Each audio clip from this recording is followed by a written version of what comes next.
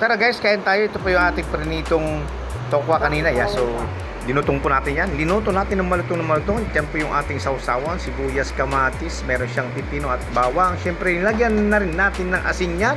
At saka yan po yung ating kanin. So ayan, yan po ang ating inihanda na ulam. Ayan po, tara na. So ano pa ang gagawin nyo?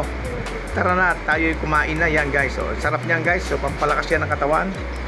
At saka malutong na malutong po yung tokwa na yan. So ayan guys. So ayan, ugaliin kumain ng ganitong ulam guys para lalo tayong lumakas. Malayo tayo sa high blood, malayo tayo sa rayuma. Ayan guys. So ayan daming paminta guys yung ating ginawa. Ayan. Ay nako, ang sarap niyan talaga. So ano pa, tara na, kain na tayo. Ayan na po. Hanggang sa muli, thank you for watching. At abangan nyo ang susunod nating uulamin, mga simpleng luto lang yan. Thank you.